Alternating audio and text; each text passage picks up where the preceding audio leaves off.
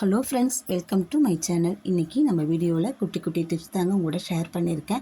Video ஃபுல்லுமே பாருங்கள். Tips எல்லாம் பிடிச்சிருந்துச்சுன்னா என் சேனலுக்கு ஒரு லைக் கொடுங்க. மறக்காமல் சேனலை சப்ஸ்கிரைப் பண்ணி சப்போர்ட் பண்ணுங்கள். நிறைய பேர் வீடியோ பார்க்குறீங்க, ஒரு லைக் கொடுக்காமலே வீடியோ பார்க்குறீங்க. ஒரு லைக் கொடுத்துட்டு வீடியோ பாருங்கள். பிடிச்சிருக்கா பிடிச்சில்லையான்னு கமெண்ட் பாக்ஸில் கமெண்ட் பண்ணுங்கள். வாங்க ஃபஸ்ட் டிப் என்னன்னு போய் பார்க்கலாம். ஃபஸ்ட் டிப் என்னென்னு பார்த்தீங்கன்னா, முகத்துக்கு பூசுகிற க்ரீம் தாங்க எடுத்திருக்கேன். நம்ம வீட்டில் எல்லோரும் வாங்கி வச்சுருப்போம். இது முகத்துக்கு பூசுறதுக்கு மட்டும் இல்லைங்க, இன்னொரு விஷயத்துக்கும் பயன்பட போகுது. குறிப்பாக பெண்களுக்கு அடுப்படியில் நம்ம வேலை பார்த்துக்கிட்டு இருக்கும்போது நம்ம கையில் எண்ணெய் தெரிச்சிடும், இல்லைன்னா சூடு ஏதாவது பட்டுட்டுனா இந்த க்ரீமை எடுத்து நீங்கள் அப்ளை பண்ணி பாருங்கங்க. நம்ம கையில் எரிச்சலும் இருக்காது, அந்த இடம் சிலுசிலுன்னு இருக்கும். அதுக்கப்புறம் கொப்பளிக்கவும் செய்யாதுங்க. அந்த இடம் கருத்து மட்டும்தான் போகும், மற்றபடி காயங்கள் எதுவும் இருக்காது. நம்ம வீட்டில் வேறு எதுவும் மருந்து இல்லாத நேரத்தில் இதை எடுத்து அப்ளை பண்ணி பாருங்கள். யூஸ்ஃபுல்லாக இருக்கும், ட்ரை பண்ணி பாருங்கள். வாங்க நெக்ஸ்ட் ஸ்டெப் என்னென்னு பார்க்கலாம். நம்ம எல்லார் வீட்லேயுமே இடிக்கல் வச்சுருப்போங்க.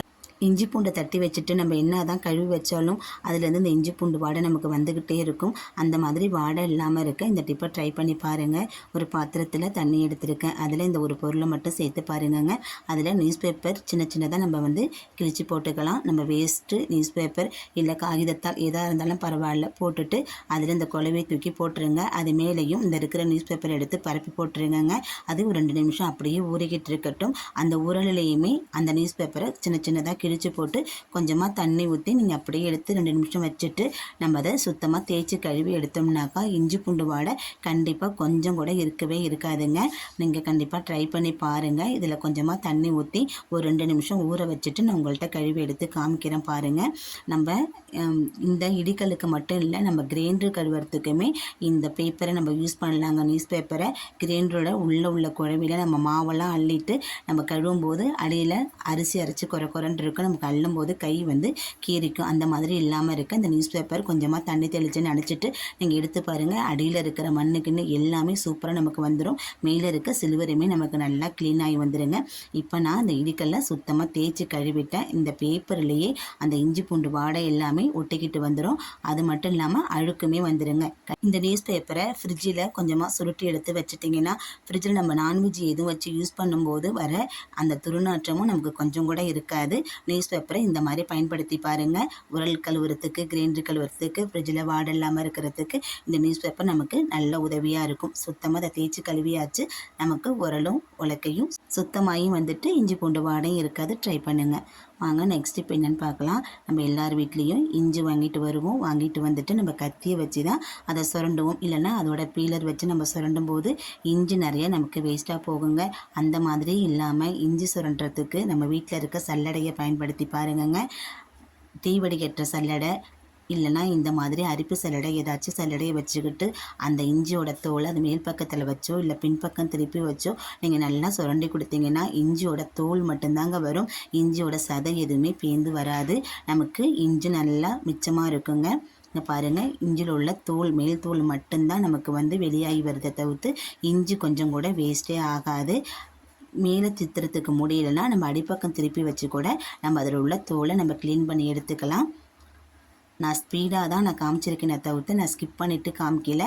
அதில் தான் இந்த இருக்கிற எல்லா இஞ்சியுமே நான் க்ளீன் பண்ணி வச்சுருக்கேன். கடைசியில் காமிக்கிறேன் பாருங்கள். உங்களுக்கு அவ்வளோ ஒரு ஈஸியாக நம்ம சீக்கிரமாக நம்ம இஞ்சியை க்ளீன் பண்ணி எடுத்துலாம். எவ்வளோ இஞ்சியாக இருந்தாலும் இந்த மாதிரி நீங்கள் க்ளீன் பண்ணி பாருங்கள். இஞ்சி சூப்பராக அதில் உள்ள தோல் பூரா நமக்கு வெளியாகி வந்துடும். பயனுள்ள டிப்பாக இருக்கும். ட்ரை பண்ணி பாருங்கள்.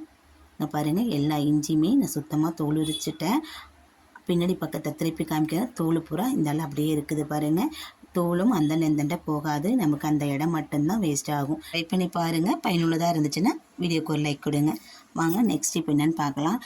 இந்த மாதிரி கிளாஸ் இல்லை ஒரு சில்வர் பாத்திரத்தில் நம்ம ஆம்லேட் போடுறதுக்கு முட்டை உடைச்சி ஊற்றி வெங்காயமெல்லாம் போட்டு நம்ம அடிப்போம். அதுக்கப்புறம் பார்த்திங்கன்னா அது கழுவுறதுக்கு நமக்கு கஷ்டமாக இருக்கும். ஏன்னு பார்த்தீங்கன்னா அதில் முட்டை வாடை அதிகமாக இருக்குங்க. அந்த மாதிரி கழுவி தந்த பிறகு முட்டை வாடை வந்துச்சுன்னா ஒரு கிராம்பு எடுத்து அடுப்பில் காட்டி அது கொஞ்சோண்டு நெருப்பு வந்ததுக்கப்புறம் அந்த டம்ளரை குப்பரை கவுத்து வச்சுட்டிங்கனாக்கா அந்த முட்டை கவுச்சு கொஞ்சம் கூட அந்த கிளாஸ்லேயும் இருக்காது, அந்த பாத்திரத்துலேயும் இருக்காது. அந்த கிராம்போட போக ஒரு 2 நிமிஷம் அதில் இருந்தாலே போதுங்க. நமக்கு அந்த வாடை சுத்தமாகவும் இருக்கவே இருக்காது. ட்ரை பண்ணி பாருங்கள். இது இந்த பிளாஸ்டிக்னு கிடையாது, சில்வர் கிளாஸு, கண்ணாடி எதுக்காக இருந்தாலும் இந்த டிப்பு ஒர்க் அவுட் ஆகும். கண்டிப்பாக ட்ரை பண்ணி பாருங்கள். நெக்ஸ்ட் இப்போ என்னென்னு பார்த்தீங்கன்னா, வீட்டில் ஆம்லேட் போடுவோம், இல்லை முட்டை பிரெட் அந்த மாதிரி போட்டிங்கன்னா தோசை கல்லில் வர அந்த நான்வெஜ் வாடை நம்மளால் தாங்கவே முடியாது. மீன் வறுத்த வாடையை கூட தாங்கிக்கலாம், அந்த முட்டை கவுச்சி வாடை நம்மளால் பொறுக்கவே முடியாதுங்க. வயிறெல்லாம் பிரட்டிக்கிட்டு வரும்.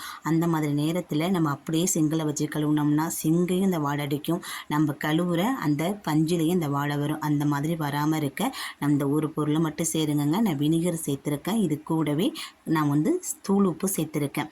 இதே நீங்கள் எண்ணெய் சட்டியில் அந்த மாதிரி நீங்கள் பொரிக்கிற மாதிரி இருந்ததுனாக்கா நீங்கள் அது கூட கல்லுப்பு சேர்த்து நீங்கள் சுரண்டி விட்டு தேய்ச்சிங்கன்னா அந்த வாடை கண்டிப்பாக கொஞ்சம் கூட இருக்கவே இருக்காது.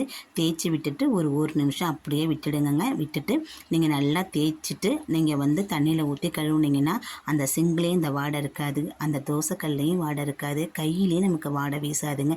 அதுக்கப்புறம் நம்ம நார்மலாக ஊற்றி கழுவுற சோப்பு தண்ணியில் கழுவிட்டிங்கன்னா பளிச்சுன்னு ஆகிடும். கண்டிப்பாக பயனுள்ளதாக இருக்கும், ட்ரை பண்ணி பாருங்கள். வாங்க நெக்ஸ்ட் இப்போ என்னென்னு பார்க்கலாம். ஒரு கிண்ணம் எடுத்துருக்கேன், கிண்ணத்தில் கொஞ்சம் போல் தண்ணி ஊற்றிருக்கேங்க. அதில் நான் ஒரு கற்பூரத்தை உடச்சி போட்டுக்கிறேன்.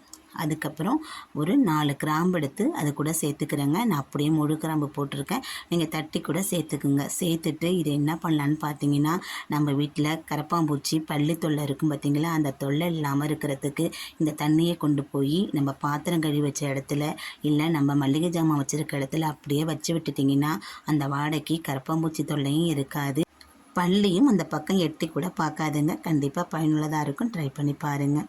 வாங்க நெக்ஸ்ட் இப்போ என்னென்னு பார்க்கலாம். இந்த மாதிரி ஒரு பாத்திரம் விளக்குற இரும்பு கம்பினார் தாங்க எடுத்திருக்கேன். இந்த கம்பினாரை வச்சு நம்ம பாத்திரம் விளக்குவோம், விளக்கிட்டு இதை வேஸ்ட்டுன்னு தூக்கி போட்டுருவோம். அந்த மாதிரி தூக்கி போடாமல் ரீயூஸ் பண்ணிக்கலாங்க. அது எதுக்கு பயன்படுத்தினாலும் இப்போ நான் சொல்கிறேன். அதுக்கு ஒரு வாட்டர் பாட்டில் எடுத்திருக்கேன். வாட்டர் பாட்டில், ஜூஸ் பாட்டில், எந்த பாட்டிலாக இருந்தாலும் எடுத்துக்கோங்க. கத்தியை அடுப்பில் காட்டி சூடுபடுத்தி இந்த மாதிரி கட் பண்ணி எடுத்துக்கோங்க. எடுத்துட்டு அந்த டப்பாவை தூக்கி போட்டுறாதீங்க. இன்னொரு ஐடியாவுக்கு அதை பயன்படுத்திக்கலாம். இதை நடுவில் விட்டு நம்ம மேலே கொஞ்சமாக இழுத்துக்கலாங்க.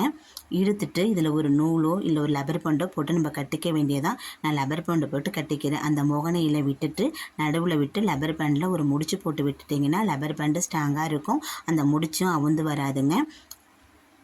அந்த நடுவில் போட்டு விட்டுட்டு நீங்கள் ஒரு முடிச்சு போட்டு விட்டுருங்க. நீங்கள் லப்பர் பேண்ட் இல்லைன்னா நூல் கூட கட்டி விட்டுக்கலாங்க. கட்டி விட்டுட்டு இதை என்ன பண்ண போகிறோன்னு பார்த்தீங்கன்னா, அந்த மூடியில் இது மேல் மூடி இருக்கும் பார்த்தீங்களா, அதில் ஒரு ஹோல்ஸ் போட்டு நான் அது வழியாக இழுத்து நம்ம டைட்டாக நம்ம போட்டு வச்சிட்டோம்னாக்கா இது கலண்டு வராது. இது எதுக்கு பயன்படுன்னு பார்த்தீங்கன்னாக்கா, நம்ம சிங்கு கழுவுறதுக்கு பயன்படுங்க.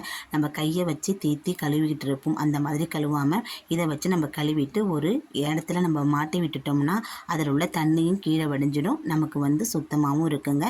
இது அடிக்கடி நம்ம வேறு ஏதாவது பஞ்சு வச்சு தேய்க்கணுங்கிற அவசியம் இருக்காது. நமக்கு எப்பப்போ சிங்கு கழுவணுமோ அப்போ எடுத்து இதை பயன்படுத்திக்கலாம். சிங்கு கழுவுறதுக்குன்னு தனியாக நம்ம ப்ரெஷ்ஷு வாங்க வேண்டிய அவசியம் இருக்காது. அவ்வளோதாங்க, சூப்பராக ரெடி ஆகிடுச்சு. கண்டிப்பாக ட்ரை பண்ணி பாருங்கள். வீணாக போன இந்த கம்பி நாரை இனிமேல் தூக்கி போடாமல் இந்த மாதிரி பயன்படுத்திக்கோங்க, நமக்கு யூஸ்ஃபுல்லாக இருக்கும். வாங்க நெக்ஸ்ட் இப்போ என்னென்னு போய் பார்க்கலாம். நெக்ஸ்ட் இப்போ என்னென்னு பார்த்தீங்கன்னா, நம்ம கட் பண்ணிவிட்டு வச்சுருக்கோம் பார்த்தீங்களா அந்த வேஸ்ட்டு டப்பா, அதை தூக்கி போட்டுறாதீங்க. கிச்சனுக்கு இதையும் பயன்படுத்திக்கலாம். நம்ம கத்தி, நம்ம லைட்ரு இதெல்லாம் நம்ம வேறு வேறு இடத்துல வச்சுருப்போம், வச்சுட்டு தேடுவோம். அந்த மாதிரி இல்லாமல் இருக்க இந்த மாதிரி ஒரு டப்பாவை ரெடி பண்ணி நம்ம அதுக்குள்ளே போட்டு வச்சுக்கிட்டோம். நமக்கு எப்பப்போ தேவையோ அதை எடுக்கிறதுக்கு நமக்கு ஈஸியாக இருக்குங்க. நீங்கள் அப்படியும் வச்சுக்கலாம், இல்லைன்னா ஒரு சென்டரில் ஒரு ஹோல்ஸ் போட்டுட்டு அது வழியாக நூல் கட்டி விட்டு நம்ம ஜன்னலில் கட்டி விட்டுட்டோம்னா நமக்கு சுத்தமாகவும் இருக்கும். நமக்கு எப்போ தேவையோ அதை எடுத்துக்கலாங்க. ட்ரை பண்ணி பாருங்கள். நெக்ஸ்ட் இப்போ என்னென்னு பார்த்தீங்கன்னா, ஒரு டப்பா எடுத்திருக்கேன். அந்த டப்பாவில் கடுகு போட்டிருக்கேன். கடுகு கொஞ்சமாக சேர்த்துக்குங்க. சேர்த்துட்டு இது கூட கொஞ்சம் போல் பேக்கிங் சோடா சேர்த்துக்குங்க. அதாவது சமையல் சோடாப்பு இருக்குது பார்த்தீங்களா, அது 1 ஸ்பூன் சேர்த்துக்குங்க. சேர்த்துட்டு இது கூடவே 2 கற்பூரத்தை பொடிச்சு போட்டுக்குங்க. போட்டுட்டு அதுக்கப்புறம் என்ன சேர்க்கணும்னு பார்த்தீங்கன்னா, ஷாம்பு. நம்ம எந்த ஷாம்பாக இருந்தாலும் பரவாயில்ல, ஒரு ஷாம்பை அது கூட சேர்த்துக்குங்க. நான் ஷெக் ஷாம்பு தான் சேர்த்துருக்கேன். அதை சேர்த்துட்டு இதை நம்ம நல்லா கிளறி கொடுத்துட வேண்டியதான். கிளறி கொடுத்து அது மேலே உள்ள டப்பாவில் சின்ன சின்னதாக ஹோல்ஸு போட்டு நம்ம மூடி வச்சிடணுங்க. இதை மூடி எடுத்துகிட்டு போய் பாத்ரூமில், சிங்குக்கு அடியில், பீரோவுக்கு பக்கத்தில், அலமாரியில் இதை நம்ம எங்கேனாலும் வச்சுக்கலாங்க. நமக்கு நல்ல ஒரு நறுமணத்தை கொடுக்கும். அது மட்டும் இல்லாமல் கடுகு கண் திஷ்டி போக்கக்கூடியது, நல்ல நேர்மறை ஆற்றல் நமக்கு கொடுக்கக்கூடியதுங்க. இதை வீட்டில் இந்த மாதிரி நம்ம பயன்படுத்தும் போது நமக்கு நல்ல நேர்மறை ஆற்றலும் கிடைக்கும். வீட்டில் எந்த ஒரு குட்டி குட்டி பூச்சும் வராது. நம்ம இந்த மாதிரி 1க்கு 2 டப்பா ரெடி பண்ணி மூளைக்கு மூளை வச்சுட்டோம்னாக்கா இந்த மழை காலத்துக்கு வர குட்டி குட்டி பூச்சும் வராது, பள்ளி கரப்பாம்பூச்சி தொல்லை வேலையும் இருக்காது. இந்த மழை காலத்தில் வீடும் நமக்கு நல்ல நறுமணமாகவும் இருக்குங்க. இதை எடுத்துகிட்டு போய் பீரோ கடையில் நான் வைக்க போகிறேன். வச்சுட்டிங்கன்னா அதுக்கு கீழே கரப்பாம்பூச்சி, குட்டி குட்டி பூச்சி, கொசு தொல்லைலாம் நமக்கு கண்டிப்பாக இருக்கவே இருக்காது. அது மாதிரி கடுகு நேர்மறை ஆற்றல் நம்ம கொடுக்கறதுனால நான் பீரோ கடையில் வச்சுக்க போகிறேன். நீங்கள் வந்து பாத்ரூமில், நீங்கள் சிங்கு கடியில், அலமாரியில் எங்கேனாலும் வச்சுக்கோங்க. நல்ல வாசமாக இருக்கும். நான் சொன்ன டிப்ஸில் ஏதாச்சும் ஒரு டிப்ஸ் ஆச்சும் உங்களுக்கு பயனுள்ளதாக இருக்குன்னு நான் நம்புகிறேன். பயனுள்ளதாக இருக்குன்னு நினச்சிங்கன்னா சேனலுக்கு ஒரு லைக் கொடுங்க. மறக்காமல் என் சேனலை சப்ஸ்கிரைப் பண்ணி சப்போர்ட் பண்ணுங்கள். நீங்கள் கொடுக்குற லைக் புதிய பதிவினை உங்களிடம் வந்து சேர்க்க எனக்கு உறுதுணையாக இருக்கும். நன்றி. வாழ்க வளமுடன்.